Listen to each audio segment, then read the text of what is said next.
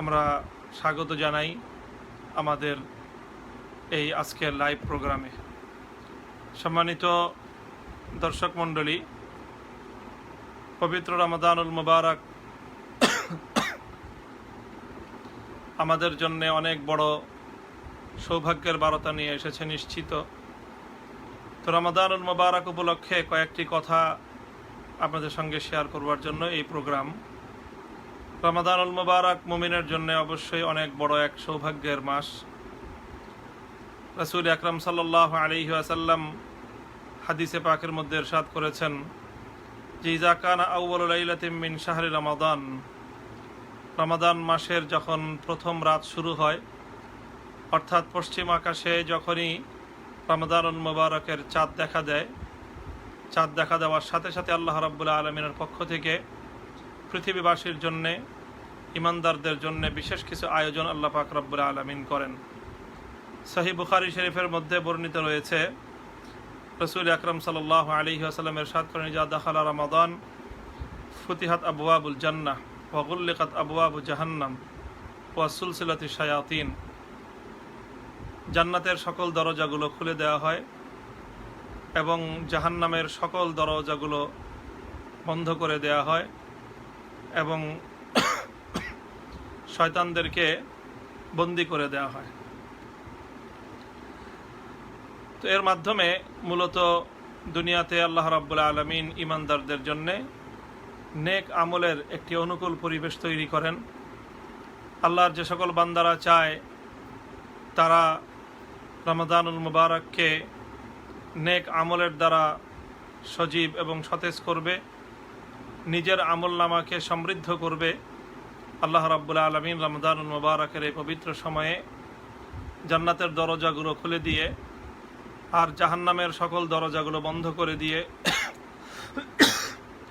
বড় বড় শয়তানদেরকে আল্লাহ রাব্বুল আলামিন বন্দী করে দিয়ে ইমানদারদের জন্য তার অনুকূল পরিবেশ আল্লাহ পাক রব্বুল আলামিন সৃষ্টি করে দেন। এবং তিরমিজি শরীফের হাদিসের মধ্যে বর্ণিত হয়েছে, ওয়ুনাদি মুনাদিন, আল্লাহ পাক রব্বুল আলামিনের পক্ষ থেকে একজন আহ্বানকারী ডেকে ডেকে বলতে থাকে, ইয়া বাগিয়াল খাইরি আকবিল ওয়া বাগিয়াশ শাররি আকসির। যারা কল্যাণ হাসিল করতে চাও, যে ভালো অর্জন করতে চাও, তুমি এগিয়ে আসো, কারণ এখনই তোমার মোক্ষম সময়। ওয়া বাগিয়াশ শাররি আকসির, আর যে অকল্যাণকামী তোমরা নিজেকে গুটিয়ে নাও, কারণ রমজানুল মুবারক তোমার খারাপ কাজের জন্য নয়, মন্দের জন্য রমজানুল মুবারক নয়। রমজানুল মুবারক হলো অন্যায় অসৎ কাজের জন্য প্রতিকূল পরিবেশ রমজানের মধ্যে। ওয়াজালিকা কুল্লা লাইলাতিন, আর এভাবেই রমজানের প্রতি রাত্রিতে আল্লাহর পক্ষ থেকে ডেকে ডেকে ফেরেশতারা বলতে থাকে কথা, যে ভালো হতে চাও, ভালো হওয়ার জন্য, সৎপথে আসার জন্য, আল্লাহর পথে পরিচালিত হওয়ার জন্য রমজানের চেয়ে অনুকূল পরিবেশ তুমি আর কখনো পাবে না। প্রিয় দর্শক, আমাদের জন্য সেই মহিমান্বিত রমজানুল মুবারক এসে হাজির হয়ে গেছে এবং আল্লাহ পাক রব্বুল আলামিনের পক্ষ থেকে এভাবেই আমাদেরকে ডেকে ডেকে কল্যাণের পথে আহ্বান করা হচ্ছে, অকল্যাণ থেকে ফিরে আসবার জন্য আমাদেরকে আহ্বান করা হচ্ছে। রমাদানুল মুবারক আমাদের জন্য অত্যন্ত বড় এক সুযোগ নিয়ে এসেছে, মাগফিরাতের সুযোগ এবং আল্লাহ পাকের সুমহান সুখের জান্নাত হাসিল করবার সুযোগ, জাহান্নাম থেকে পরিত্রাণ এবং মুক্তি পাওয়ার সুযোগ। রমাদানুল মুবারকে আল্লাহ রাব্বুল আলামিন বান্দার জন্য যে সমস্ত সুযোগ সুবিধা রেখেছেন, সেই সুযোগের মাধ্যমে বান্দা অতি সহজেই আল্লাহর জান্নাত হাসিল করতে পারে এবং জাহান্নাম থেকে পরিত্রাণ লাভ করতে পারে। রমাদানুল মুবারকের মতো এই মহিমান্বিত এই মহান সুযোগ পাওয়ার পরেও কেউ যদি এই সুযোগের সদ্ব্যবহার না করে, তাহলে প্রকৃত অর্থেই সে হতভাগা সে দুর্ভাগা এবং সে আল্লাহর পক্ষ থেকে অনেক বড় একটি সুযোগ সে হাতছাড়া করলো। গ্রেট অপরচুনিটি, অনেক বড় সুযোগ রমাদানুল মুবারক উপলক্ষে আল্লাহ রাব্বুল আলামিন আমাদেরকে দিয়েছেন। আবু হুরায়রা রাদিয়াল্লাহু তাআলা আনহু থেকে সহিহ মুসলিম এবং জামে তিরমিজির মধ্যে আরেকটি হাদিস বর্ণিত হয়েছে। আল্লাহ নবী বলেন, রাগিমা আনফু রাজুলিন, 3 ব্যক্তির জন্য রাসূল সাল্লাল্লাহু আলাইহি ওয়াসাল্লাম তার ধ্বংসের কথা বলেছেন তার নাক ধুলি মলিন হোক, মাটি মিশ্রিত হোক, অর্থাৎ সে লজ্জিত এবং লাঞ্ছিত হোক। 3 ব্যক্তি। প্রথম হলো ওই ব্যক্তি যে ব্যক্তি যার সম্মুখে রাসূল সাল্লাল্লাহু আলাইহি ওয়াসাল্লামের নাম উচ্চারিত হলো, যুকিরতু ইনদাহু ফালাম ইউসাল্লি আলাইয়া, যার সামনে আল্লাহ রাসূল সাল্লাল্লাহু আলাইহি ওয়াসাল্লামের নাম উচ্চারিত হলো অথচ সে নবীজির উপর দুরূদ পড়ল না। ওয়ারাগিমা আনফু রাজুলিন দাখালা আলাইহি রমাদান সুম্মান সালাখা ক্বাবলা আন ইউগফারা লাহু। আর দ্বিতীয় ওই ব্যক্তি যে যার জীবদ্দশায় সে রমাদানুল মুবারক পেল, রমাদান তার জীবনে এলো, অতঃপর এভাবেই রমাদানের একটি একটি করে দিন তার জীবন থেকে কেটে গেল এবং এক সময় রমাদান মাস শেষ হয়ে গেল। ক্বাবলা আন ইউগফারা লাহু, রমাদান শেষ হয়ে গেল, তার জীবন থেকে তার গুনাহ, তার অপরাধ, তার পাপগুলো মাগফিরাত হওয়ার আগেই, অর্থাৎ সে আল্লাহ পাক রব্বুল আলামিনের কাছ থেকে এত বড় সুযোগ পাওয়া সত্ত্বেও সে আল্লাহর কাছ থেকে ক্ষমা লাভ করতে পারল না। রাসূল সাল্লাল্লাহু আলাইহি ওয়াসাল্লাম বলেন যে ওই ব্যক্তিরও তার লাঞ্ছনা হোক, তার জীবন ধ্বংস হোক। আর তৃতীয় হলো আরেক ব্যক্তি, ওয়ারাগিমা আনফু রাজুলিন আদরাকা ইনদাহু আবাওয়াহুল কিবরা আহাদুহুমা ফালাম ইউদখিলাহুল জান্নাতা, যার পিতামাতা উভয়ে অথবা যে কোনো একজন তার নিকট বৃদ্ধ অবস্থায় তাকে পেল, অর্থাৎ যেই সন্তানের পিতা মাতা উভয়ে অথবা যে কোনো একজন বার্ধক্যে উপনীত হয়েছে, সন্তানের সেবা এবং সন্তানের খেদমতের প্রয়োজন তার, তো এটি এমন বৃদ্ধ পিতামাতা সন্তানের জন্য অনেক বড় এক সৌভাগ্যের বিষয়। যাদের পিতামাতা রয়েছে তাদের জন্য অনেক বড় একটি সুযোগ আল্লাহ পাক রব্বুল আলামিনের কাছ থেকে মাগফিরাত হাসিল করবার। তো রাসূল সাল্লাল্লাহু আলাইহি ওয়াসাল্লাম এই 3 ব্যক্তির জন্য বলেছেন, যদি এই সকল সুযোগগুলি পাওয়ার পরেও সুযোগ হাতছাড়া করে তাহলে তার জন্য লাঞ্ছনা এবং অপমান তার জন্য অবধারিত। আলিয়াযু বিল্লাহ, আল্লাহ পাক রব্বুল আলামিন আমাদের সকলকে হেফাজত করেন। তো রমাদানুল মুবারক উপলক্ষে আল্লাহ পাক রব্বুল আলামিনের পক্ষ থেকে এই আয়োজনগুলো করা হয়েছে। প্রিয় দর্শক, প্রথম আয়োজন হলো জান্নাতের দরজাগুলো খুলে দেওয়া হয়েছে, জাহান্নামের দরজাগুলো বন্ধ করে দেওয়া হয়েছে।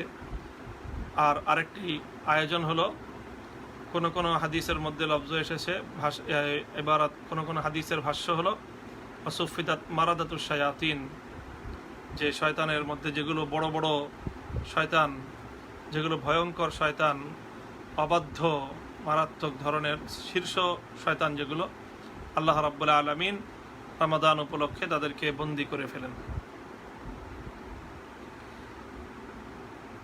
তাহলে আমরা অনেকগুলো ফজিলাহ রমজানুল মুবারক উপলক্ষে পাই। রমজানুল মুবারকের ফজিলতগুলো যদি আমি আপনাদেরকে সংক্ষেপে বলতে চাই, রমজানুল মুবারকের অনেকগুলো ফজিলত রয়েছে।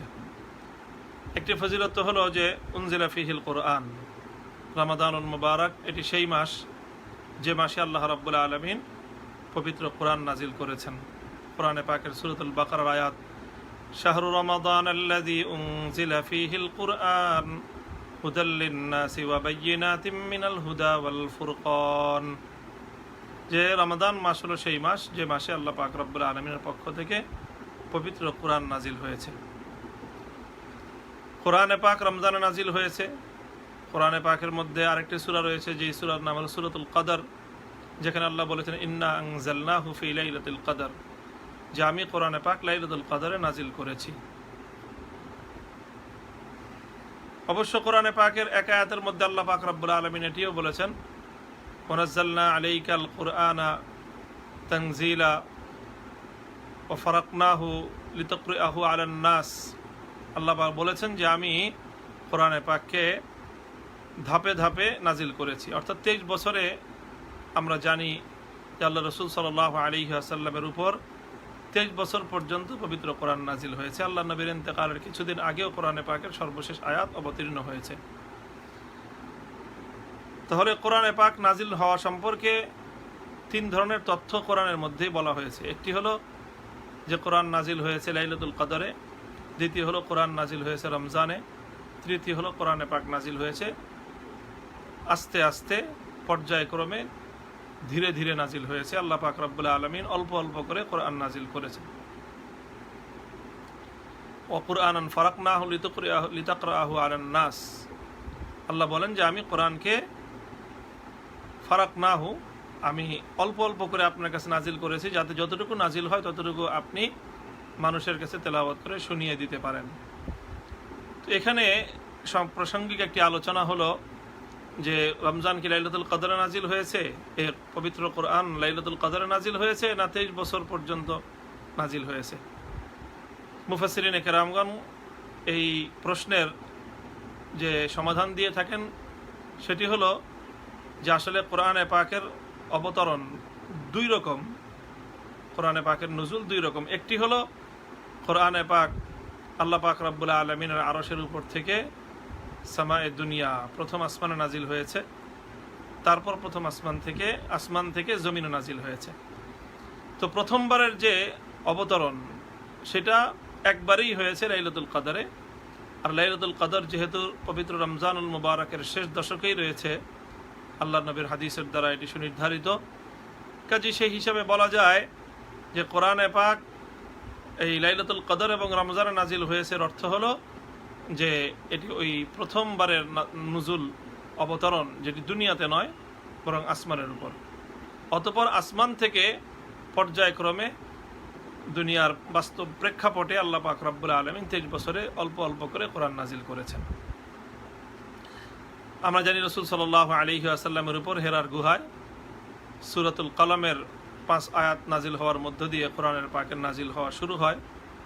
তো এটিও আরেকটি ব্যাখ্যা যে প্রথম যে রাতে আল্লাহ রসুল সাল্লাল্লাহু আলাইহি ওয়াসাল্লামের নিকট সূরা কলমের 5 আয়াত নাজিল হয়েছিল, ইকরা বিসমি রাব্বিকাল্লাযী খালাক খালাকাল ইনসানা মিন আলাক, সেই রাতটি ছিল লাইলাতুল কদরের রাত। লাইলাতুল কদর রমজানুল মুবারকের রাত।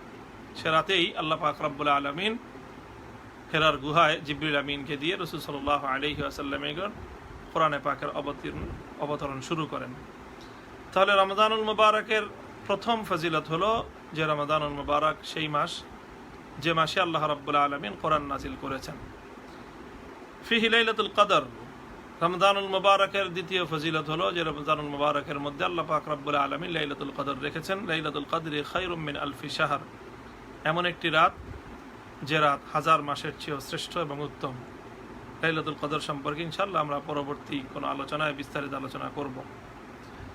রমজানুল মুবারকের তৃতীয় ফজিলত হলো যে তুফতাহু আবওয়াবুল জান্নাহ ওয়া তুগলাকু আবওয়াবুন নার ওয়া সুফিদাতিশ শায়াতিন, যেটি আমরা একটু আগে আলোচনা করলাম যে রমজান উপলক্ষে আল্লাহ পাক রব্বুল আলামিনের পক্ষ থেকে জান্নাতের সকল দরজাগুলো খুলে দেওয়া হয়, জাহান্নামের সকল দরজাগুলো বন্ধ করে দেওয়া হয় এবং সকল শয়তানগুলোকে আল্লাহ পাকের পক্ষ থেকে আবদ্ধ করে রাখা হয়। শয়তানগুলোকে আবদ্ধ করে রাখার পরেও দেখা যায় যে অনেক মানুষ পাপাচারে লিপ্ত হয়। তো অনেকে এটি প্রশ্ন উত্থাপিত হতে পারে কারো নিকট যে যদি সকল শয়তান আবদ্ধ হয়ে থাকে তাহলে এরপরেও কিছু মানুষ শয়তানি করে, কিছু মানুষ তারা বিভিন্ন পাপাচারে লিপ্ত হয়, এটা কিভাবে হয়? ইমাম কুরতুবী রহমতুল্লাহ আলাইহি এই প্রশ্নের জবাবে আলোচনা করেছেন যে আসলে রমজান উপলক্ষে যে শয়তান আবদ্ধ হয় সেটি হলো মারাদাতু শায়াতিন, অর্থাৎ শয়তানগুলোর মধ্যে যেগুলো শীর্ষ শয়তান সেগুলো আবদ্ধ হয়, বাকি শয়তানদের সাধারণ শ্রেণীর কর্মী পর্যায়ের যে সকল শয়তান রয়েছে ওগুলো তারা তাদের কার্যক্রম পরিচালনা করে। এটি হলো একটি জবাব, যে কারণেই সেজন্য রমজান উপলক্ষে শয়তানের মূল যে তাদের কার্যক্রম নেতৃত্বটা দুর্বল হয়ে পড়ে, এজন্য শয়তানি কার্যক্রম রমজান উপলক্ষে অনেক কমে আসে, কিন্তু সম্পূর্ণ বন্ধ হয় না, কারণ টোটাল শয়তান তো সব আবদ্ধ হয়ে যায়নি। আরেকটি জবাব হলো যে শয়তান তো থাকে না রমজান উপলক্ষে, কিন্তু মানুষের যে অপরাধ প্রবণতা, মানুষের যে পাপ, এর কারণ তো একমাত্র শুধু শয়তান নয়, বরং আরও কিছু বিষয় রয়েছে। মানুষের নফসে আম্মারা, মানুষের প্রবৃত্তি, মানুষের স্বভাব ইত্যাদি, এগুলোর মাধ্যমে মানুষ অনেক পাপ কার্যক্রম করে। তো যাই হোক, রমজান উপলক্ষে রমজানের যে ফজিলত, আরেকটি রমজানের ফজিলত হলো আল ইতকু মিনান নিরান। আল্লাহ পাক রব্বুল আলামিন যে ফেরেশতার পক্ষ থেকে ঘোষণা করা হয় ওয়ালিল্লাহি উতাকাউ মিনান নার, যে জাহান্নাম থেকে আল্লাহ পাক রব্বুল আলামিন রমজান উপলক্ষে মানুষকে মুক্তি দিয়ে থাকেন। ওয়াযালিকা ফি কুল্লি লাইলা, প্রতি রাতেই আল্লাহ পক্ষ থেকে ঘোষণা আসতে থাকে। এই ঘোষণার দ্বারা বোঝা যায় যে প্রতি রাতেই কিছু মানুষকে আল্লাহ পাক রব্বুল আলামিন জাহান্নাম থেকে নাজাতের ফয়সালা করেন। কাজে এই জন্য রমজানের রাতগুলো আল্লাহর কাছ থেকে আল্লাহর নিকট জাহান্নাম থেকে নাজাতের, জাহান্নাম থেকে মুক্তির একটা অপরচুনিটি এবং একটা সুযোগ। রমজানুল মুবারক উপলক্ষে রমজানের আরেকটি ফজিলত হলো যে আল্লাহর পক্ষ থেকে রমজান উপলক্ষে মানুষদেরকে স্বাগত জানানো হয়, যে ঘোষণা করতে থাকে ফেরেশতারা, ইয়া বাগিয়াল খাইরি আকবিল ওয়া ইয়া বাগিয়াশ শাররি আকসির, যারা ভালোর দিকে আসতে চাও তারা আসো, এগিয়ে আসো, আল্লাহর পক্ষ থেকে তোমাদেরকে স্বাগত জানানো হচ্ছে। প্রিয় দর্শক, রমজানুল মুবারকের এরকম অনেক ফজিলত রয়েছে, যেই ফজিলতের সমৃদ্ধ করে আল্লাহ পাক রব্বুল আলামিন রমজানকে আমাদের নিকট পাঠিয়েছেন, আমাদের জন্য রমজানকে আল্লাহ পাক এনে দিয়েছেন।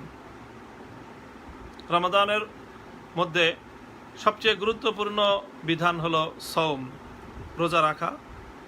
রোজা আল্লাহর পক্ষ থেকে বান্দার জন্য অনেক বড় একটি ইবাদত। ইসলামের যে 5 স্তম্ভ, বুনিয়াল ইসলাম আলা খামস, ইসলামের সেই 5 স্তম্ভের মধ্যে অন্যতম একটি হলো রোজা। রোজা তথা সওম, এটি বান্দার জন্য এক ব্যতিক্রমী ইবাদত। এই ইবাদতের মাধ্যমে বান্দা এমন কিছু অর্জন করতে পারে যেটি অন্য কোনো ইবাদতের মাধ্যমে অর্জন করা সম্ভব নয়। হাদিসে কুদসির মধ্যে আল্লাহ পাক রব্বুল আলামিন ইরশাদ করেছেন, কুল্লু আমালি ইবনি আদম ইউদাআফ আল হাসানাতু বিআশরি আমসালিহা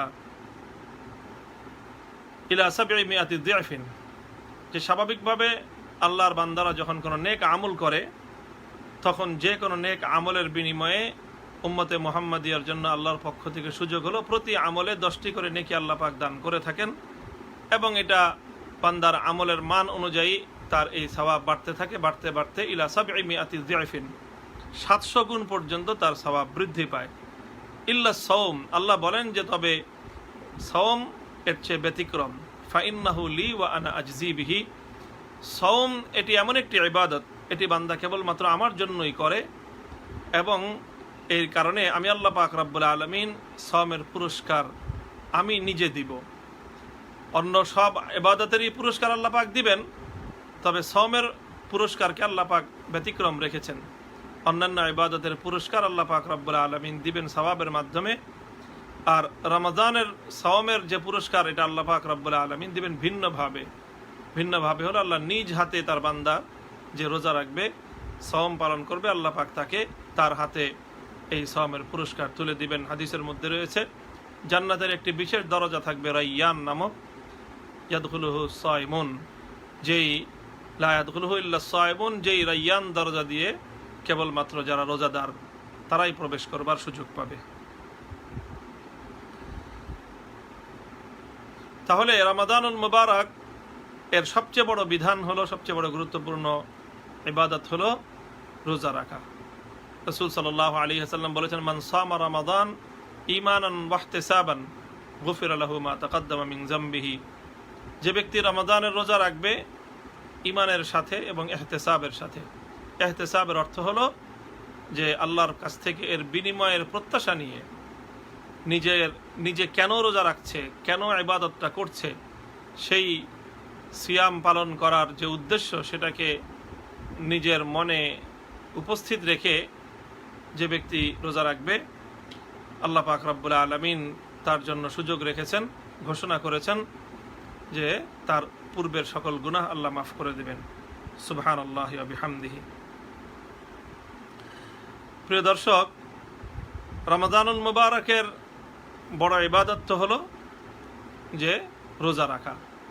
রমাদানুল মুবারকের আরেকটি দ্বিতীয় যে ইবাদত সেটি হলো সিয়ামে রমাদান। হাদিসের মধ্যে এটাও রয়েছে, মান সামা রমাদান ঈমানান ওয়া ইহতিসাবান গুফিরা লাহু মা তাকাদ্দামা মিন যামবি। যে রমজানুল মুবারকের একটি তো হলো দিনের বেলা রোজা রাখা, আর অপরটি হলো রমাদানের রাতের বেলায় কিয়ামে রমাদান, যেটাকে সালাতুত তারাবিহ বলা হয়। সেই কিয়ামে রমাদান যার মধ্যে কোরআনে পাকের তেলাওয়াত হয়, কোরআনে পাকের তেলাওয়াত করা হয় এবং শ্রবণ করা হয়। রমাদানের এই দুটি বিষয় অর্থাৎ সওম এবং কোরআন, এই দুটি বিষয়ে মুমিন বান্দার জন্য অনেক বড় সৌভাগ্যের বার্তা নিয়ে আসে। রাসূল সাল্লাল্লাহু আলাইহি ওয়াসাল্লাম একথাও ইরশাদ করেছেন যে রোজা এবং কোরআন উভয়টি আল্লাহ পাক রব্বুল আলামিনের নিকট বান্দার জন্য সুপারিশ করবে। ইয়াকুলুস সাওম মানাতুহু তাআমা ওয়াশ শারাবা ফিন নাহার। আল্লাহ, আমি তোমার বান্দাকে দিনের বেলায় পানাহার থেকে বিরত রেখেছি। আর কোরআন বলবে যে মানাতুহুন নাওমা ফিল লাইল। হে আল্লাহ, আমি কোরআন তেলাওয়াত করতে গিয়ে, কোরআন শুনতে গিয়ে তোমার বান্দা, তোমার বান্দি রাতের বেলায় পরিশ্রান্ত ক্লান্ত, সারাদিন সে ক্ষুধার্ত থেকেও পরিশ্রান্ত অবস্থায় সে না ঘুমিয়ে রাতের কিছু অংশ সে কোরআনের জন্য বরাদ্দ রেখেছিল। আল্লাহ রসুল সাল্লাল্লাহু আলাইহি ওয়াসাল্লাম বলেন, ফায়ুশাফাআন, কোরআন এবং রোজা সওম উভয়টির শাফাত আল্লাহ পাক কবুল করে তাকে মাফ করে দিবেন। কাজেই রমাদানের বিশেষ আমল হলো দুটি। প্রথম আমল হলো রমজানুল মুবারকের দিনের বেলা রোজা, আর রমজানের দ্বিতীয় আমল হলো রাতের বেলার সালাতুত তারাবিহ।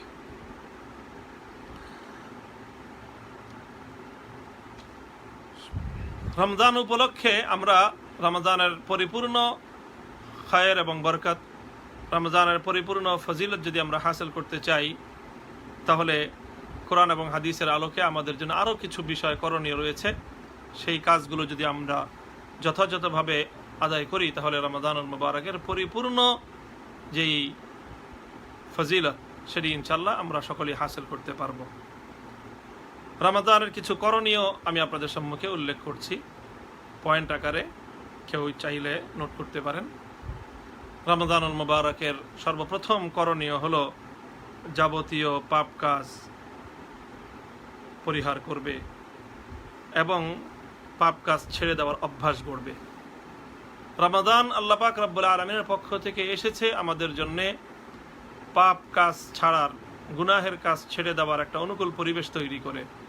এই জন্যই প্রতি রাতে আল্লাহর পক্ষ থেকে ঘোষক এসে ঘোষণা করতে থাকে, ওয়া বাগিয়াশ শাররি আকসির, যে তুমি পাপ কাজ থেকে বিরত থাকতে চাও, রমাদানুল মুবারক তার জন্যে উপযুক্ত একটা পরিবেশ।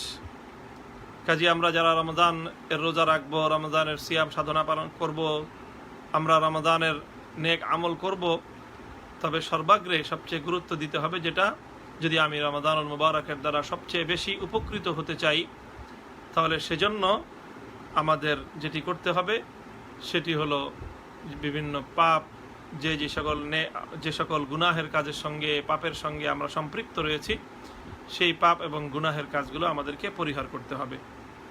যদি আমরা পাপ কাজ পরিহার করতে না পারি, আল্লাহ নাফরমানির কাজ যদি পরিহার করতে না পারি, রোজাও রাখলাম আবার ওদিক দিয়ে নাফরমানির কাজও করলাম, রোজাও রাখলাম, সুদ ঘুষ সবই চলল, তাহলে আসলে মূলত এ রমজান এটি শুধুমাত্র একটি আনুষ্ঠানিকতা সর্বস্ব হবে।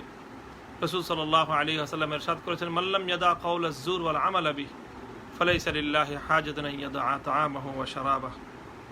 যে ব্যক্তি রমজানুল মুবারকের রোজা রাখলো, ঠিক রোজা রেখে খাদ্য খেলো না, পানীয় পান করলো না, বৈধ স্ত্রী সম্ভোগ করলো না, অথচ সে মিথ্যা কথা ঠিকই বলল, ধোঁকাবাজি প্রতারণা ঠিকই করলো, তাহলে তার রোজাটা এমন হলো, তার সিয়ামটা এমন হলো, তার সওমটা এমন হলো যে আল্লাহ পাক রব্বুল আলামিনের নিকট তার এই উপোস থাকাটা, এটাকে আল্লাহ রাসূল সাল্লাল্লাহু আলাইহি ওয়াসাল্লাম বলেছেন উপোস থাকা, এটা রোজা নয়। যার রোজা মিথ্যা থেকে মুক্ত নয়, যার সওম ধোঁকাবাজি প্রতারণার থেকে মুক্ত নয়, তার সওম আসলে মূলত সওম নয়, এটি হলো শুধুমাত্র না খেয়ে থাকা, পানাহার বর্জন করা, এটি হলো এক ধরনের উপোস থাকা। ইসলামে শুধুমাত্র অযথা উপোস থাকার কোনো বিধান নেই। কাজেই প্রিয় দর্শক, আমরা যারা চাই রমাদানুল মুবারকের মহাসুযোগ আমরা গ্রহণ করব, মহাসুযোগের দ্বারা আমি আমার জীবনকে ধন্য করব, আমাদের প্রথম কাজ হলো যে আমরা গুনাহমুক্ত জীবন গঠন করবার জন্য রমাদানুল মুবারকে চেষ্টা করব এবং নিজেকে, তাহলে প্রথম রমাদানুল মুবারক উপলক্ষে যাবতীয় গুনাহকে পরিহার করার চেষ্টা করা। দ্বিতীয় করণীয় হলো অধিক পরিমাণে নেক আমলের প্রতি অগ্রসর হবে। কারণ রমাদানুল মুবারকের বিশেষ করে রাত, রমাদানের রাতগুলো হলো ইবাদতের রাত। আল্লাহর পক্ষ থেকে ফেরেশতা এসে ডাকতে থাকে, ইয়া বাগিয়াল খাইরি আকবিল, তুমি জান্নাতে যেতে চাও জলদি চলো, তুমি নেক আমল করতে চাও তাড়াতাড়ি তুমি অগ্রসর হও। কারণ রমাদানের রাতগুলো বিশেষভাবে ইবাদতের উপযুক্ত রাত, ইবাদতের জন্য এই সময়গুলো খুবই উপযুক্ত। রাসূল সাল্লাল্লাহু আলাইহি ওয়াসাল্লাম রমাদানুল মুবারকের রাতে ইবাদতের জন্য নিজে এত বেশি উদ্গ্রীব হয়ে যেতেন যে সাদ্দা মিজারাহু, আল্লাহর নবীর সম্পর্কে বলা হয়েছে যেন নবীজি কোমর বেঁধে নেমে পড়তেন। হ্যাঁ, কোমর বেঁধে নেমে পড়তেন। তো এই জন্য বিশেষ করে রমজানুল মুবারকের রাতগুলোকে শুধুমাত্র সালাতুত তারাবিহ নয়, সালাতুত তারাবিহের পরেও যদি আরও সুযোগ হয় তাহলে কোরআনে পাকের তেলাওয়াত, সালাতুল কিয়ামুল লাইল, তাহাজ্জুদের নামাজ ইত্যাদির মাধ্যমে রমাদানের রাতগুলোকে আমরা ইবাদতময় করে তুলব ইনশাআল্লাহ। রমাদানুল মুবারকের তৃতীয় করণীয় হলো কোরআনে পাকের তেলাওয়াত, তেলাওয়াতে কোরআন। অর্থাৎ রমাদান তো হলো কোরআনের মাস, কোরআন নাজিলের মাস। আল্লাহ পাক রব্বুল আলামিন পবিত্র কোরআনে পাকের মধ্যে রমাদানের যে পরিচয় তুলে ধরেছেন সেটি হলো শাহরু রমাদান আল্লাযী উনজিলা ফীহিল কোরআন। রমাদান হলো সেই মাস যে মাসে আল্লাহ পাক রব্বুল আলামিন পবিত্র কোরআন নাজিল করেছেন। যেহেতু রমাদান হলো কোরআন নাজিলের মাস, এই জন্য রমাদানের খায়ের এবং বরকত, রমাদানের উপকারিতা সেই তত বেশি অর্জন করতে পারবে যে রমাদানুল মুবারকের মধ্যে কোরআনের সঙ্গে সম্পর্ক বেশি গড়বে। এই জন্য আমরা রমাদান উপলক্ষে কোরআনে পাকের ব্যাপারে আমাদের বিশেষ একটা উদ্যোগ থাকা দরকার এবং রমাদানকে, কোরআনকে নিয়ে একটা বিশেষ পরিকল্পনা হওয়া উচিত প্রত্যেক মুমিন বান্দা বান্দির, প্রত্যেক ইমানদার ভাই বোনের, প্রত্যেক মুসলিম ভাই বোনের, যে কোরআনে পাককে কেন্দ্র করে রমজানুল মুবারকের একটা বিশেষ পরিকল্পনা থাকা উচিত। রমাদানুল মুবারকে আপনি কোরআন তেলাওয়াত করবেন, যে যতটুকু পারেন ততটুকু করবেন। যে কোরআনে পাক বিশুদ্ধ তেলাওয়াত যারা করতে পারেন না তারা কোরআনে পাক তেলাওয়াত শিখবার চেষ্টা করবেন যদি কোনো সুযোগ থেকে থাকে। কোরআনে পাক তেলাওয়াতের শিক্ষার সুযোগ তো হলো যার কোরআনে পাক সহি রয়েছে তেলাওয়াত, তার কাছ থেকে কোরআনে পাকের তেলাওয়াত শিক্ষা গ্রহণ করা। সেটা না হলেও অন্তত এই আজকাল বিভিন্ন প্রযুক্তির সাহায্যেও কোরআনের তেলাওয়াত শোনা যায়। বড় বড় যারা কারি রয়েছেন তাদের কেরাত শুনে তাদের কেরাতের সঙ্গে নিজের কেরাতকে তুলনা করে তাদের কেরাতের মতো করে কোরআনে পাক পড়ার চেষ্টা করা, এটি হলো তাসহিহে কোরআন। কোরআনে পাকের সবচেয়ে বড় হক হলো তাসহিহে কোরআন, অর্থাৎ কোরআন শুদ্ধ করে তেলাওয়াত শিখতে হবে। তারপরে হলো কোরআনে পাক যে যতটুকুই পারি, অল্পই পারি, আমি সেই অল্পটাই যদি বারবার তেলাওয়াত করি তাহলে যতবারই আমি তেলাওয়াত করব আল্লাহ পাক রব্বুল আলামিন প্রতিবারই আমাকে যেই সওয়াব সেটি পরিপূর্ণই আল্লাহ পাক দান করবেন। রাসূল সাল্লাল্লাহু আলাইহি ওয়াসাল্লামের যে হাদিসের মধ্যে ইরশাদ করেছেন আল্লাহর নবী যে আল্লাহ পাক রব্বুল আলামিন কোরআনে পাকের তেলাওয়াতের প্রতিটি অক্ষরে 10টি করে সওয়াব দান করবেন, যে প্রতিটি অক্ষরেই 10টি করে সওয়াব আল্লাহ পাক রব্বুল আলামিন দান করবেন।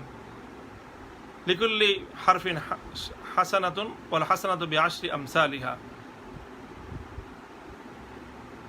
তো আমি যদি সূরা ইখলাস কুল হুয়াল্লাহ তেলাওয়াত করি, সূরা কুল হুয়াল্লাহর মধ্যে 66টি অক্ষর রয়েছে। কাজে কমপক্ষে একজন কোনো বান্দা, কোনো মানুষ যদি, কোনো মুমিন যদি সূরা ইখলাস একবার তেলাওয়াত করে তাহলে কমপক্ষে 660টি নেকি সে পাবে মিনিমাম, ইলা 700 যিআফিন। এটা 10 গুণ যদি হয়, আর যদি 700 গুণ হয় তাহলে তো সুবহানাল্লাহ কত বেশি সওয়াব তার হবে। এক ব্যক্তি যদি সারাদিন সূরা ইখলাসী তেলাওয়াত করতে থাকে, 1000 বারও যদি তেলাওয়াত করে, তবুও প্রতিবারই তাকে আল্লাহ পাক রব্বুল আলামিন একই হিসাবে আল্লাহ পাক সওয়াব দান করবেন। এই জন্য কোরআনে পাকের তেলাওয়াত আমরা করব যতটুকু সম্ভব। তবে যতটুকু সম্ভবের অর্থ হলো যতক্ষণ পর্যন্ত ইকরাউল কুরআন মা তালাফাত কুলুবুকুম, রাসূল সাল্লাল্লাহু আলাইহি ওয়াসাল্লাম বলেছেন যে তোমরা কোরআন তেলাওয়াত করো যতক্ষণ পর্যন্ত কোরআনের তেলাওয়াতের প্রতি তোমাদের মনের আগ্রহ থাকে। অর্থাৎ কোরআনে পাকের তেলাওয়াতের প্রতি মনের আগ্রহ থাকে, একটা প্রাণচাঞ্চল্য থাকে। আর যখন একটা অনীহা ভাব সৃষ্টি হয়ে যায়, অর্থাৎ ভালো লাগছে না, তখন আর কোরআনে পাকের তেলাওয়াত করতে রাসূল সাল্লাল্লাহু আলাইহি ওয়াসাল্লাম নিষেধ করেছেন যে তখন আর কোরআন তেলাওয়াত করবে না।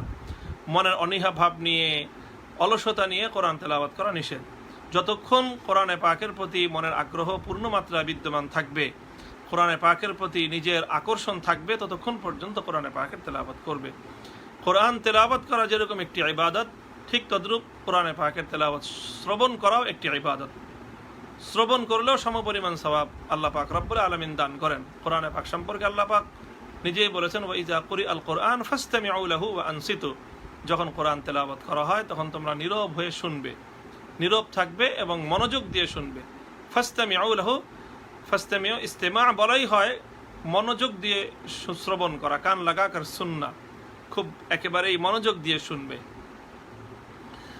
তাহলে কোরআন তেলাওয়াত শুনতে পারি আমরা যদি কেউ বিশুদ্ধ তেলাওয়াত করতে পারে, নিজের তেলাওয়াত করতে মনে চাইছে না, অথবা নিজে শুদ্ধ তেলাওয়াত করতে পারি না, তখন অন্যজনের কাছ থেকে কোরআনে পাকের তেলাওয়াত শুনলেও সমপরিমাণ সওয়াব আল্লাহ পাক রব্বুল আলামিন দান করবেন। কোরআনে পাকের তেলাওয়াত শুনবার জন্য আজকাল অনেক ভাই বোনেরা তারা যেই পন্থা অবলম্বন করে থাকেন, যে বিভিন্ন সিডি, কম্পিউটারে তারা কোরআনে পাকের তেলাওয়াত প্লে করে দেন, আর কোরআনে পাকের সেই তেলাওয়াত চলতে থাকে। তো এভাবে কম্পিউটার, টেপ রেকর্ডার অথবা সিডিতে ধারণকৃত যে কোরআনে পাকের তেলাওয়াত রয়েছে, সমস্ত দুনিয়ার বড় বড় কারি, শেখ আব্দুর রহমান আস-সুদাইস, শেখ আব্দুর রহমান হুজাইফি, তারপরে অন্যান্য বড় বড় যে সকল কারিদের কোরআনে পাকের তেলাওয়াত রয়েছে, সেই সমস্ত তেলাওয়াতের এই সকল সিডি অথবা ক্যাসেট যেগুলো রেকর্ডকৃত, এগুলো শোনা যেতে পারে। এগুলো শুনতে সমস্যা নেই, শুনলে ভালো। অন্য যে কোনো কিছু শোনার চেয়ে কোরআনে পাকের রেকর্ড শোনাটা অধিক উত্তম অবশ্যই। তবে রেকর্ড এটি কিন্তু ইবাদত নয়। এখানে কোরআনে পাকের তেলাওয়াত শুনবার যে সওয়াব, যে প্রতি অক্ষরে কমপক্ষে 10টি করে নেকি, এটি ফুকাহায়ে কেরাম লিখেছেন যে রেকর্ডকৃত কোরআনে পাকের তেলাওয়াত, অর্থাৎ যন্ত্রের সাহায্যে কোরআনের যেই তেলাওয়াত উচ্চারিত হচ্ছে, সেই তেলাওয়াতের মাধ্যমে কিন্তু এই ফজিলত হাসিল হবে না। অর্থাৎ কোরআনের তেলাওয়াত হলো যেটি সরাসরি যে তেলাওয়াত করবে প্রথম তার সওয়াব হবে, যখন তেলাওয়াতকারীর সওয়াব হবে তখন যে শ্রবণকারী তারও সওয়াব হবে। এই জন্য মাসালা এটি, যদি কেউ কোরআনে পাকের তেলাওয়াত এভাবে ট্যাপ রেকর্ডে বাজতেছে, সিডিতে বাজতেছে, কম্পিউটারে বাজতেছে, এই তেলাওয়াত শোনার দ্বারা আসলে প্রকৃত কোরআনে পাকের তেলাওয়াত শোনা হয় না। এই জন্য কোরআনে পাকের তেলাওয়াতের শোনার যে বিধানগুলো, সেই বিধিবিধানগুলো সেখানে আরোপ হয় না। যেমন আয়াতুস সাজদা যেগুলো রয়েছে, যে সমস্ত কোরআনে পাকের মধ্যে আমরা জানি 14টি সাজদার আয়াত রয়েছে, যে আয়াতগুলো তেলাওয়াত করলে সাজদা করা জরুরি হয়ে পড়ে। কিন্তু যদি কেউ এরকম রেকর্ডকৃত তেলাওয়াত শুনে এবং সেখানে যদি সাজদার আয়াতও শুনে, তাহলে সেখানে সাজদা করাটা তার জন্য অবধারিত হবে না, সাজদা করা লাগবে না। কারণ আসলে ওখানে ওইটি কোনো মানুষের তেলাওয়াত নয়, এটি যন্ত্রের তেলাওয়াত, এটি যন্ত্রের মাধ্যমে উচ্চারিত হচ্ছে। তো এই জন্য তেলাওয়াত শুনতে অসুবিধা নেই, কিন্তু যেই তেলাওয়াত শোনার যে সওয়াব, যে ফজিলা, তেলাওয়াতের যেই ফজিলা, সেই ফজিলা যদি হাসিল করতে হয়, সেই সওয়াব যদি আমাদেরকে পেতে হয়, তাহলে এটি ইবাদত হতে হবে। আর ইবাদত এটি আল্লাহ পাক রব্বুল আলামিনের নির্দেশিত পন্থায় হতে হয়। আল্লাহ পাক রব্বুল আলামিন তো মুমিন বান্দাকে তেলাওয়াত করতে বলেছেন, কাজে বান্দা যখন তেলাওয়াত করে তখন তার 10 গুণ নেকি হয়। কিন্তু যদি কোনো ট্যাপ রেকর্ড তেলাওয়াত উচ্চারণ করে, রেকর্ডারে যদি বাজে, MP3-তে যদি বাজে, অথবা সিডিতে যদি বাজে, তাহলে সিডির তো আর সওয়াব হবে না। তো এই জন্য ওখান থেকে শুনলেও সেই সওয়াব হবে না। তবে কোরআনে পাকের তেলাওয়াতের দ্বারা মুগ্ধ হওয়ার, কোরআনে পাক শুনে নিজের তেলাওয়াতকে শুদ্ধ করা, সুন্দর করা, এই সকল উপকারিতা হাসিল হতে পারে। তো এই জন্য আমরা কোরআন সরাসরি মানুষের কাছ থেকে শুনবার চেষ্টা করব। হ্যাঁ, যদি লাইভ হয়, সরাসরি লাইভ যদি হয় কোরআনে পাকের তেলাওয়াত, অনেকে লাইভে কোরআনে পাকের তেলাওয়াত প্রচার করে থাকেন।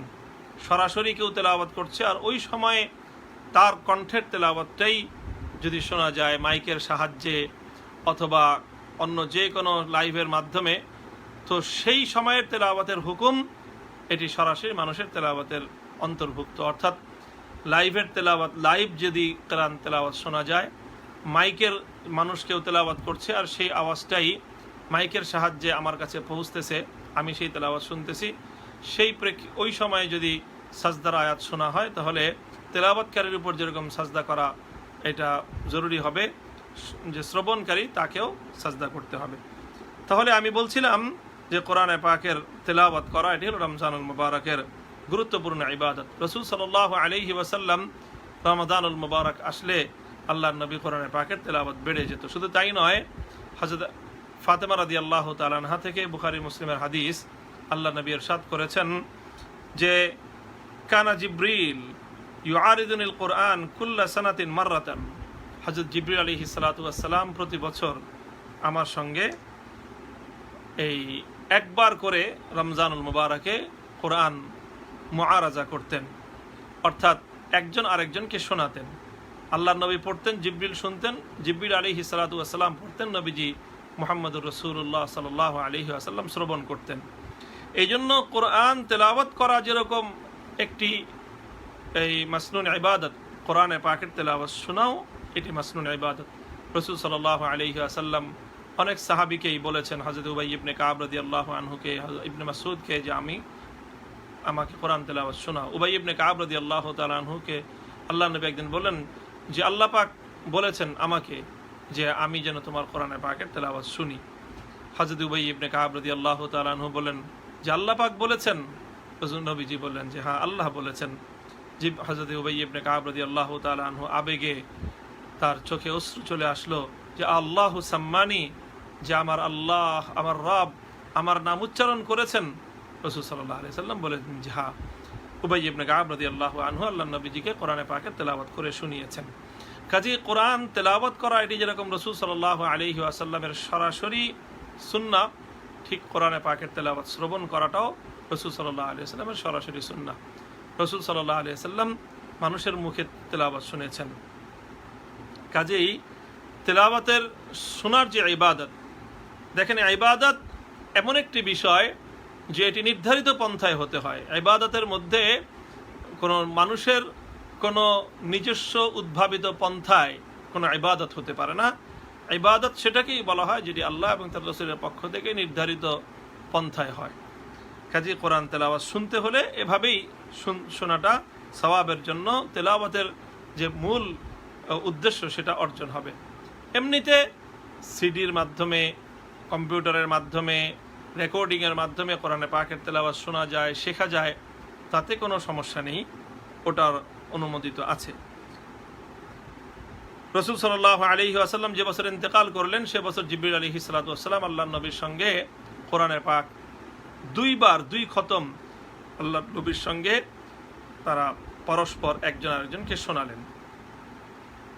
রাসূল সাল্লাল্লাহু আলাইহি ওয়াসাল্লাম যখন জিবরিল আলাইহিস সালাতু ওয়াস সালামের সঙ্গে কোরআনে পাকের তেলাওয়াত এরকমভাবে পরস্পর শোনালেন, তো যখন আল্লাহর নবী কোরআন তেলাওয়াত করতেন এবং জিবরিলের সঙ্গে যখন কোরআনের এই মুআরাজা হতো, তখন হুজুর সাল্লাল্লাহু আলাইহি ওয়াসাল্লামের যে কল্যাণ, আল্লাহর নবীর যে উপকারিতা, উম্মতের প্রতি নবীর যে দান, সেটা অনেক বেশি বেড়ে যেত।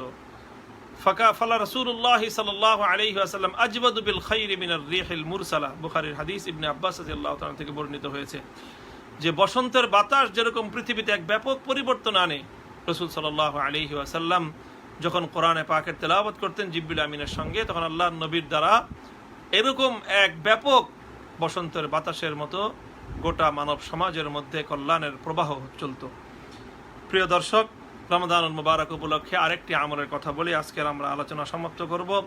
রমজান মুবারকের বিশেষ আমল হলো ইতআমুত তাআম, অর্থাৎ মানুষকে খাবার খাওয়ানো, যে কোনো অভাবীকে খাদ্য খাওয়ানো, যে কোনো ক্ষুধার্তকে খাদ্য খাওয়ানো, বিশেষ করে রোজাদারকে খাবার খাওয়ানো, রোজাদারকে ইফতার করানো। রাসূল সাল্লাল্লাহু আলাইহি ওয়াসাল্লাম বলেছেন যে মান ফাত্তারা ফীহি সাইমান, যে ব্যক্তি এই রমাদানুল মুবারক উপলক্ষে কোনো রোজাদারকে ইফতার করাবে, আল্লাহ পাক রব্বুল আলামিন এর বিনিময়ে তাকে রোজাদারের সমপরিমাণ সওয়াব দান করবেন। সাহাবায়ে কেরাম প্রশ্ন করেছিলেন যে ইয়া রাসূলুল্লাহ লাইসা কুল্লুনা নাজিদু মা নুফাত্তিরু বিহি সাইম, আমাদের তো প্রত্যেকের এই সামর্থ্য নেই যে আমরা আরেকজনকে ইফতার করাবো।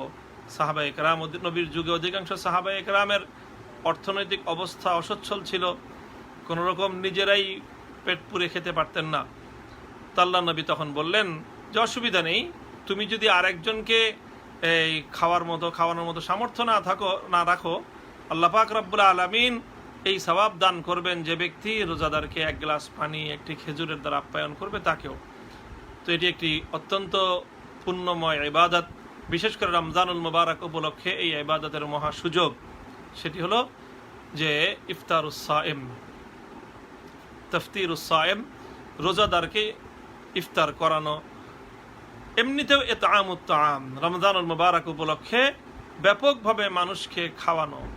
তো আমরা এটি চেষ্টা করব যার যার জায়গা থেকে সবাইকে এভাবে খাওয়াইতে হবে নিজেই হাতে, সেটাও জরুরি না, খাওয়াতে নিজে কোনো অভাবীকে ইফতারের জন্য টাকা দিয়ে দেওয়া, অর্থ দিয়ে দেওয়া যে তুমি এটা দিয়ে রমজান মাসে ইফতার করবে।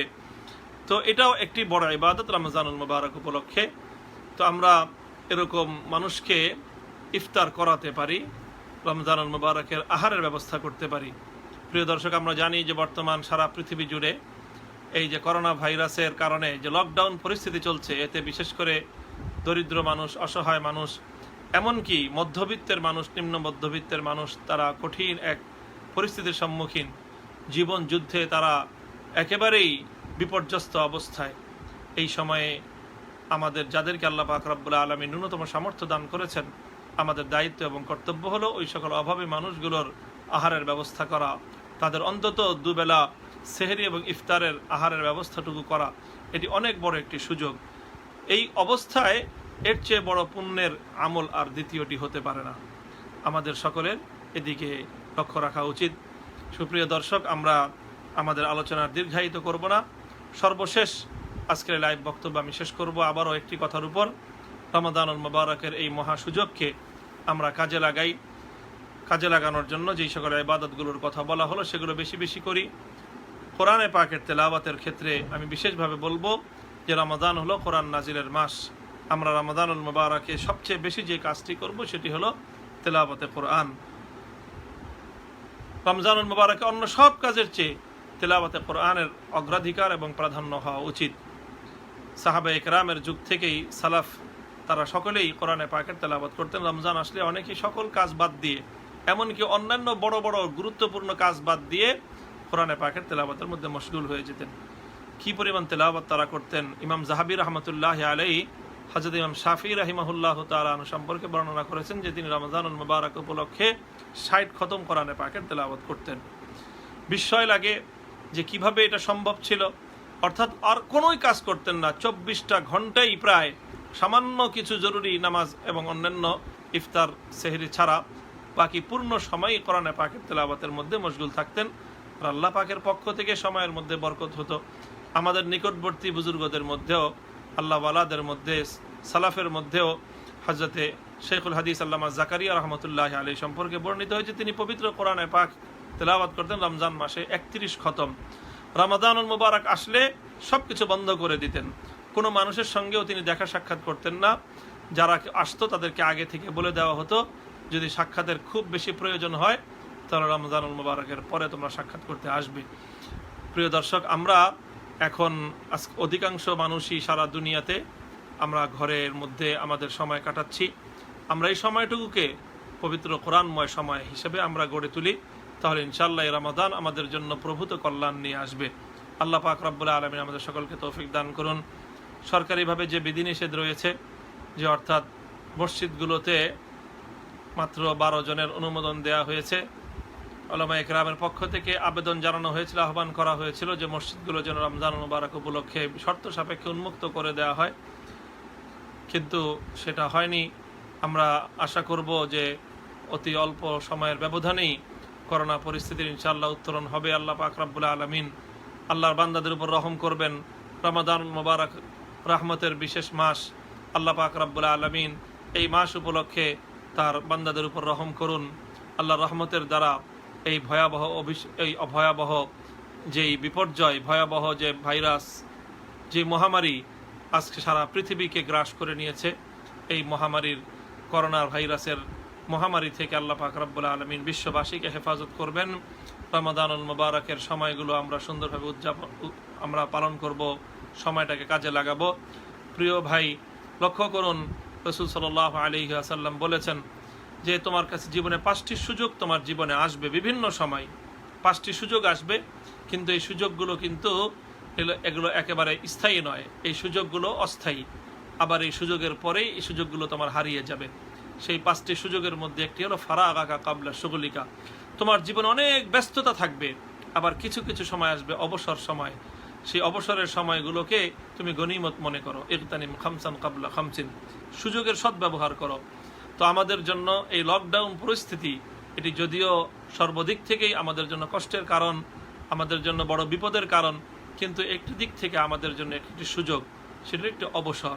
এই অখণ্ড অবসরকে আমরা ইবাদতের মাধ্যমে উজ্জীবিত করি, ইবাদতের মাধ্যমে, তেলাওয়াতে কোরআনের মাধ্যমে আমরা এই সময়টিকে কাজে লাগাই, তাহলে ইনশাল্লাহ এই সময় যদি আমাদের আমল নামা সমৃদ্ধ হয়ে যায়, তাহলে এর চেয়ে বড় সৌভাগ্য আমাদের জন্য আর কিছুই হবে না।